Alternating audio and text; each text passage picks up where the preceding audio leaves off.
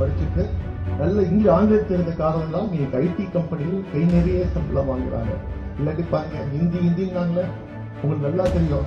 இன்னைக்கு பில்டிங் கட்டுறது யாருங்க? இன்னைக்கு பாருங்க எல்லா வேலையும் வந்து யூபியில ஹிந்தி மட்டும் படிக்கிறவன் தான், பீகார்ல ஹிந்தி மட்டும் படிக்கிறவன் இங்க வந்து தமிழை கற்றுக்கிட்டு இன்னைக்கு நம்ம வீடு கட்டி தரான், சாலையை பிறக்கிறான், கக்கூஸ் கழுவுறான். இதாங்க ஹிந்தி படிக்கிறான். वीडियो तो आपने पूरा सुन ही लिया, पर शायद ही समझ आया हो। वो क्या है ना, भाषा प्रॉब्लम है। लेकिन घबराइए नहीं, हम आपको बता रहे हैं, ये भाई साहब इंडी गठबंधन, हाँ वही विपक्षी गठबंधन के नेता और द्रविड़ प्रगति संघ या द्रविड़ मुन्नेत्र कड़गम डीएमके से लोकसभा सांसद दयानिधि मारन हैं। तमिलनाडु राज्य के चेन्नई सेंट्रल निर्वाचन क्षेत्र का प्रतिनिधित्व करते हैं।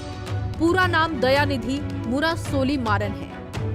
ये कह रहे हैं कि उत्तर प्रदेश और बिहार की हिंदी बोलने वाले लोग तमिलनाडु में आते हैं और यहाँ कंस्ट्रक्शन मजदूर या सड़कों पर शौचालय की सफाई का काम करते हैं। दयानिधि मारन यूपी बिहार के लोगों के साथ साथ हिंदी भाषा की भी बेइज्जती कर रहे हैं। वो भाषा जिसमें भारत का 1/3 हिस्सा बात करने में आत्मीय सहजता का अनुभव करता है। 21वीं सदी के अत्याधुनिक युग में दयानिधि मारन की ये बातें हिंदी भाषी लोगों के प्रति उनकी तुच्छ मानसिकता, घृणा और ईर्ष्या को साफ जाहिर कर रही है। एक मानवीय शख्स की जुबान निकली इस तरह की बातें समाज में उसकी स्वच्छ छवि को धूमिल करने का काम करती है। वीडियो वायरल होने के बाद से दयानिधि मारन के साथ भी कुछ ऐसा ही हो रहा है। बीजेपी से लेकर खुद विपक्षी नेताओं ने उनके इस विवादित बयान की कड़ी निंदा की है। अब फिर से एक बार डीएमके के सांसद दयानिधि मारन ने उत्तर भारतीयों को और हिंदी के प्रति जो शब्दावली इस्तेमाल की है, ये बेहद दुर्भाग्यपूर्ण है।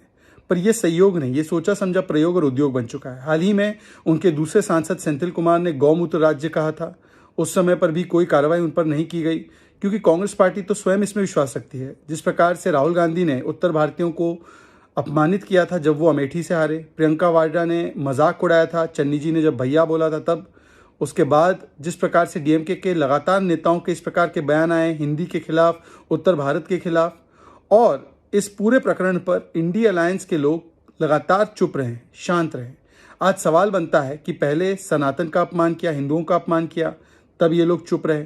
उसके बाद ओबीसी के नाम पर जाति में भेदभाव करने का काम किया, डिवाइड एंड रूल करने का काम किया। अब नॉर्थ साउथ में डिवाइड एंड रूल करने की कोशिश इंडिया अलायंस कर रहा है।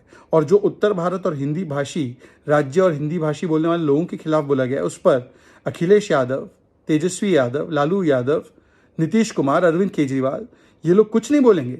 ये प्रिटेंड करेंगे कि ऐसे कुछ बयान आ ही नहीं रहे।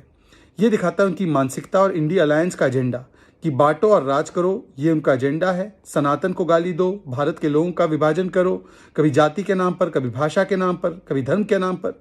यही इनके गठबंधन का विषय है और इसीलिए आज ये लोग चुप है, कोई कार्रवाई नहीं कर पा रहे डीएमके के खिलाफ। शहजाद पूनावाला कह रहे हैं कि कोई विपक्ष का नेता दयानिधि मारन के विवादित बयान पर कुछ बोलेगा। क्या तेजस्वी यादव कुछ बोलेंगे?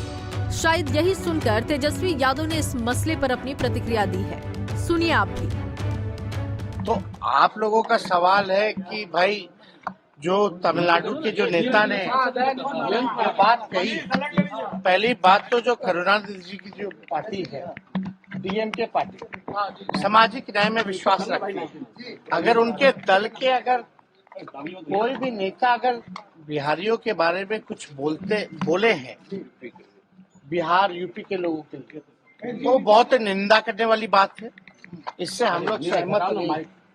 बिहार और यूपी के लोगों को जो मजदूर है पूरे देश में जो है मांग उठती है, लोग डिमांड करते हैं। अगर वो ना जाए तो उनकी जिंदगी जो है ठप हो जाएगी दूसरे राज्यों की, और ये बात जो है लोगों को समझना चाहिए। आपको जानकर हैरानी होगी कि दयानिधि मारन जिस परिवार से आते हैं उस परिवार की समाज में बड़ी इज्जत है। बता दें कि दयानिधि मारन डीएमके के प्रमुख सदस्यों में से एक हैं। पूर्व केंद्रीय मंत्री मुरासोली मारन के बेटे और तमिलनाडु के पूर्व मुख्यमंत्री और पूर्व डीएमके अध्यक्ष एम करुणानिधि के पोते हैं। वो सन ग्रुप के संस्थापक, अध्यक्ष और भारतीय अरबपति कलानिधि मारन के छोटे भाई हैं। मारन को मीडिया, टेलीविजन, केबल प्रौद्योगिकी, राजनीतिक अर्थव्यवस्था और प्रबंधन के क्षेत्र में व्यापक अनुभव है। वो विभिन्न देशों में कई अंतर्राष्ट्रीय सेमिनारों और सम्मेलनों में प्रतिनिधित्व कर चुके हैं। ऐसा शख्स अगर इस तरह का बयान देता है तो सोचने और समझने के लिए कुछ बचता ही नहीं। हालांकि इस पूरे मसले पर इंडी गठबंधन के जिम्मेदारों से सवाल जरूर पूछे जाने चाहिए। क्या इंडी गठबंधन के लोग इस बात को स्वीकार करेंगे कि उन्होंने अपने गठबंधन में ऐसे लोगों को पनाह दे रखी है जो भाषा विरोधी हैं, संस्कृति विरोधी हैं? ये बड़ा सवाल है। Bureau report, Punjab Kesari TV. हमसे जुड़े रहने के लिए हमारे YouTube चैनल को सब्सक्राइब करें और नई वीडियो की नोटिफिकेशन के लिए बेल आइकॉन को दबाएं।